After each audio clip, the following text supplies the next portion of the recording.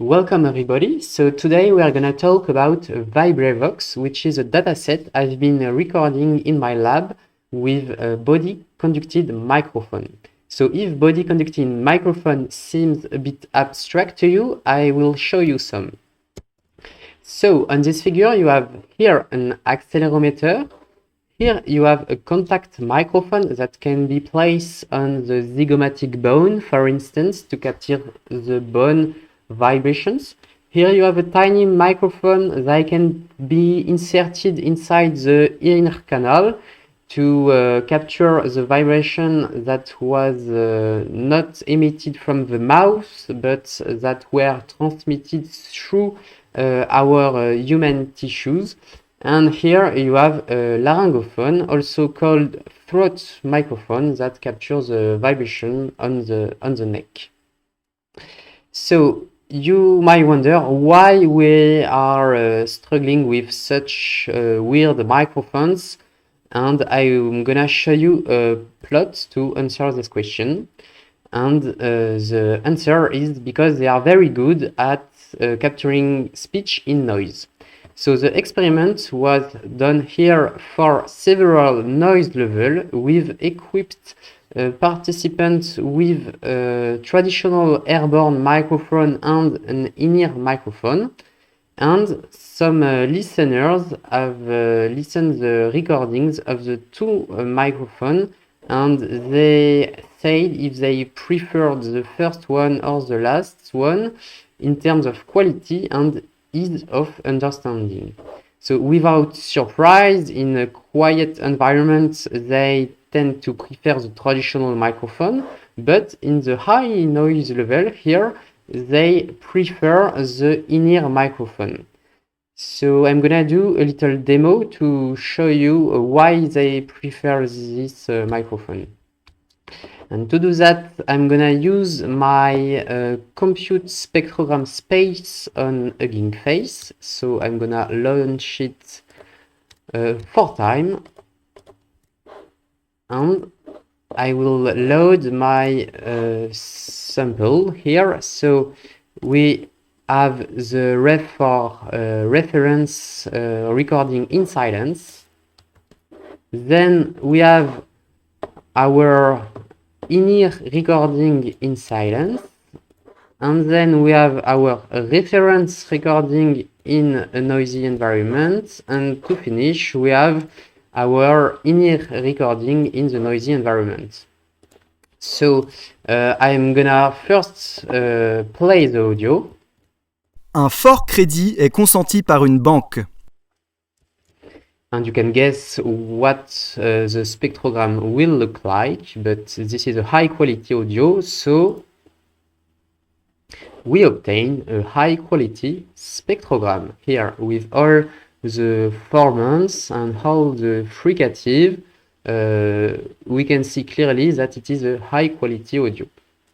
Then if we switch to the in-ear recording in silence, Un fort crédit est consenti par une banque. so this is not very intelligible.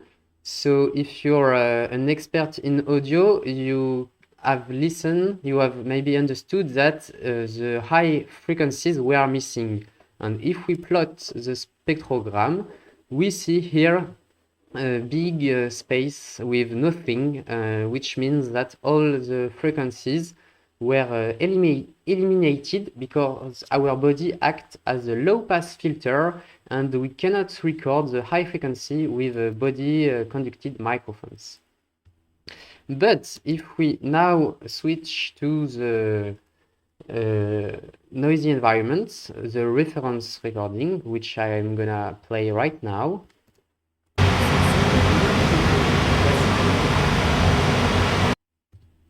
we cannot hear nothing. And if we look at the spectrogram, all the speech information is overwhelmed with the noise, and we cannot understand nothing.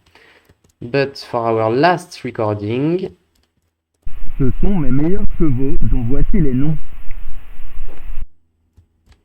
then if we plot it, we see that the signal is still missing its high frequency, but the noise has not impacted very much the low frequencies. So in a very noisy environment, we can use this signal to communicate, but we might need a post-processing algorithm to recover the high frequencies from the low frequencies. And that's what EBEN is all about, extreme bandwidth extension network. So I've produced this network at the beginning of my PhD to recover the high frequency from the low frequency. I've already done a video about this network, so I'm just gonna do a small recap. Here you have the architecture of EBEN and the losses. So EBEN is a 1D audio unit with discriminators here because it is a generative adversarial network.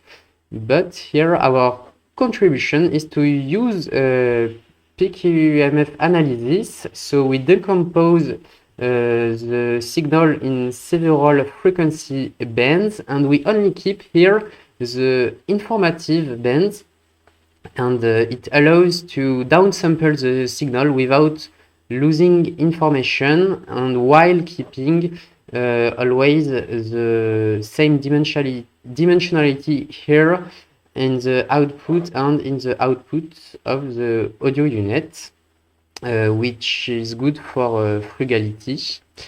And here you have the losses of the discriminator. So it's a hinge loss. The discriminator here, when we feed it with the real sample, is trying to output 1, and when we are feeding it with an enhanced sample, the discriminator is trying to output -1, and the generator here is trained both with a feature matching loss on the discriminator embeddings and with an adversarial loss this time when so the discriminator here is frozen, and when we feed the discriminator an enhanced sample, the generator is trying to adjust its weights to fool the discriminator.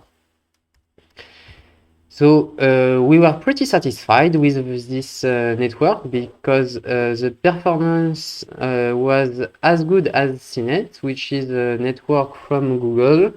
But our network here was lighter because it has less parameters than CNET here. Also, it has a smaller discriminator, and the two most important indicators to deploy a network in production on tiny hardware is the latency of the forward path here. So it was smaller than CNET here, and the memory consumption, it was also smaller, so we were pretty satisfied. But we use simulated data, and when we tried EBEN on real data, it was not working well. So we thought, are we gonna try to do complex modeling of in-ear degradation? But it seems very complex. So no, we said we are gonna record a dataset, and it was called the Vibravox. So this is the main subject of this video. So Vibravox here, we've took 200 participants, and we've equipped them with 6 microphones. So we have here a forehead microphone. This forehead microphone, inside you have the accelerometer. Then you have 2 in-ear microphones.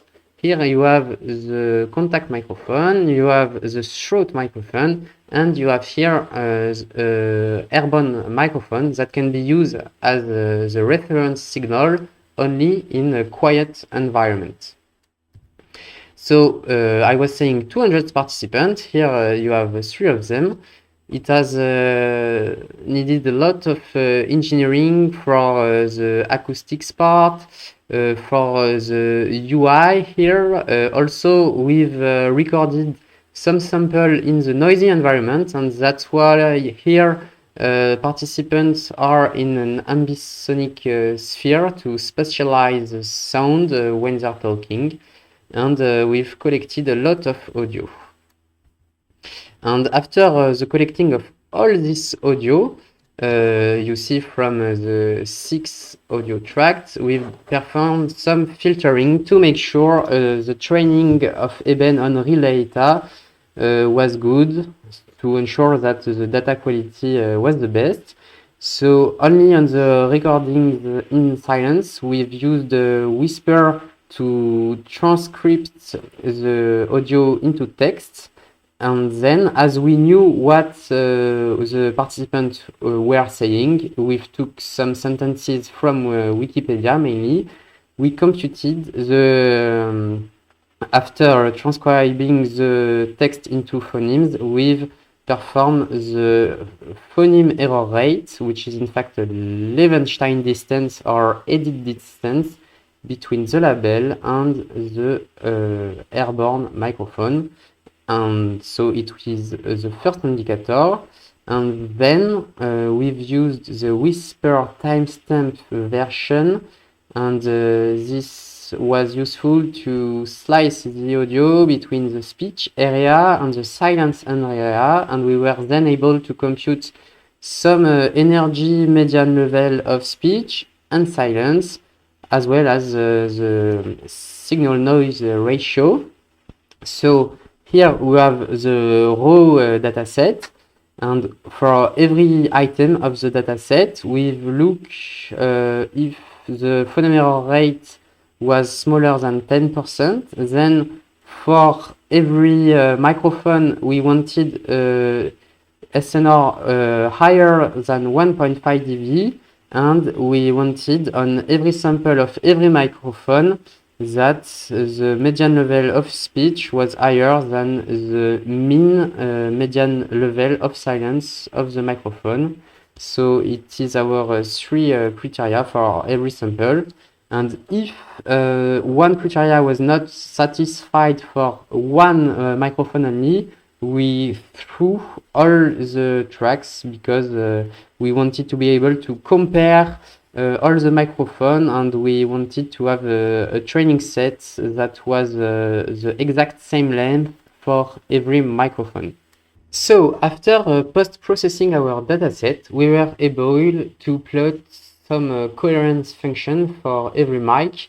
So if you're not familiar with the coherence function, it's a way to express the coherence between 2 audio tracks. So in this case, every body-conducted microphone and the airborne microphone. And as we know, the airborne microphone is recording all the frequencies, we can interpret the coherence function as the bandwidth for every microphone. So if we look at the temple, for instance, you have a very narrow bandwidth here because above 1 kHz you don't capture any sound. If we then look at the soft in-ear, rigid in-ear and throat microphones, you have here a medium bandwidth, I would say, and the forehead microphone has the largest bandwidth, but it is not flat, so it means it is not a good microphone either. So then we were able to perform some trainings of Eben with the dataset. So here I've plotted the spectrogram of the raw signals that were enhanced by Eben. So those spectrograms were taken from the test set of Vibravox that was not seen for training, of course, and you can see that Eben is able to restore the high frequency components of every microphone, so we were pretty satisfied with that. And then we wanted to assess this enhancement. So in the audio world, the gold standard for evaluation is always to have human listeners, but it's costly, and this time we didn't have some participants, so we instead used some neural network. So in this experiment, we've trained one wave-to-wake network on the traditional microphone to predict the phonemes, and we've tested on different microphone here, and you have the results on the dash line. So you see, for example, for instance, the error is pretty high, and when we feed not the raw recording, but the enhanced recording with eben, the phoneme error rate is decreasing on all microphone, which can be interpreted as an increasing of intelligibility thanks to eben.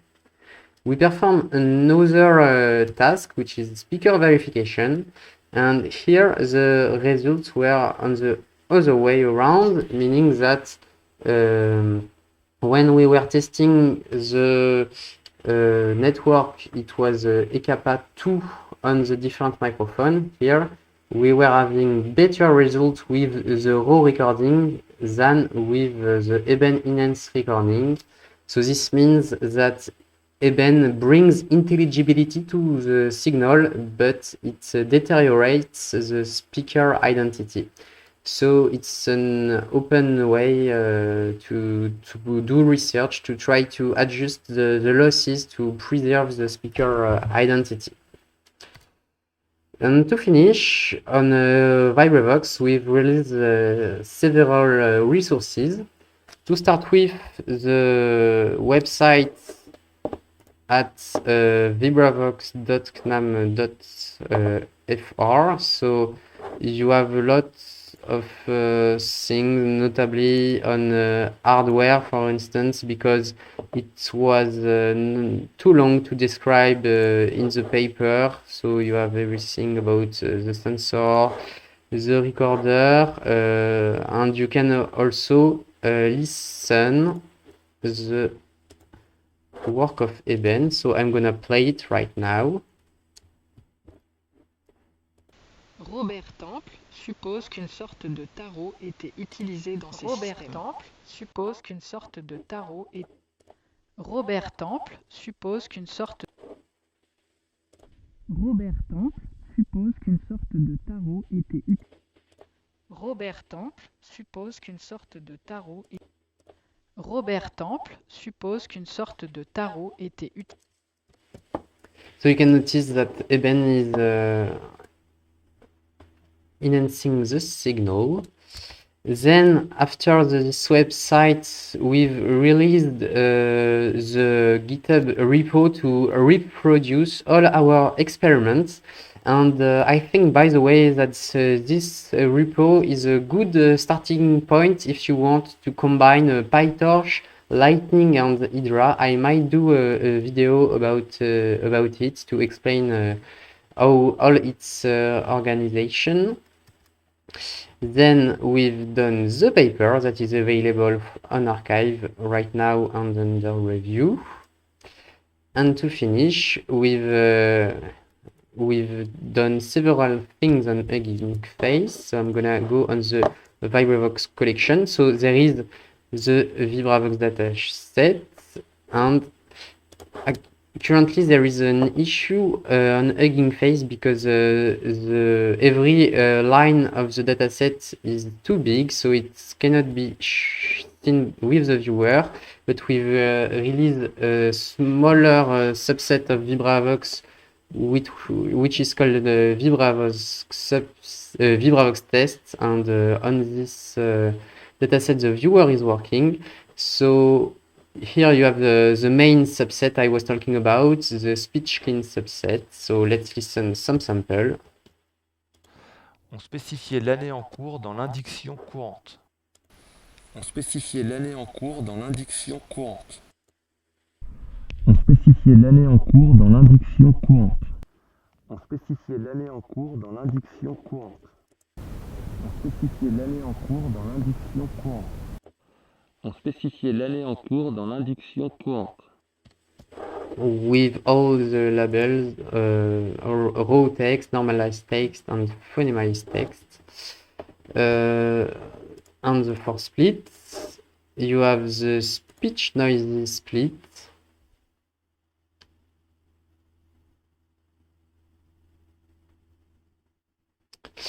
By the way, we made sure that there were no speaker overlap between the split here. So it is loaded. So the speech noisy people were talking in noise. En retour, les villageois organisent des fêtes en son honneur. En retour, les villageois organisent des fêtes en son honneur. En retour, les villageois organisent des fêtes en son honneur. En retour, les villageois organisent des fêtes. En retour, les villageois organisent des fêtes en son honneur. En retour, les villageois organisent des fêtes. Then you have the speechless clean. So I haven't talked about this subset because it is not useful for the training, but we thought it might be interesting to have it. So we've just recorded quiet participants in quiet environments to capture the noise inherent to the body, such as the heartbeat or the mouth sounds, such as. And finally, we have the speechless noisy subset. So this subset it will be useful when we will perform real training to do data augmentation. We will take the noise recorded by the microphones and we will add it to the speech so that we will have our recordings inside noise, and we will still be able to have the clean reference because the speech was recorded separately. So you have the overview of the 4 subsets of Vibravox here. And if I go back to the collection, we release several phonemizers and several eben network. Because it was a lot of network, we haven't included all of them in the collection, but you can find them from the phonemizer model. And here I think it's no, it's not working anymore. You have to pay an interface to deploy the wave-to-wake, but you can use it as a phonemizer. And of course the eben models, you have the 5 of them here with different configuration. Okay, so that was all for today. Thank you for listening. And you can consider giving a star on our repo to support them. And bye bye.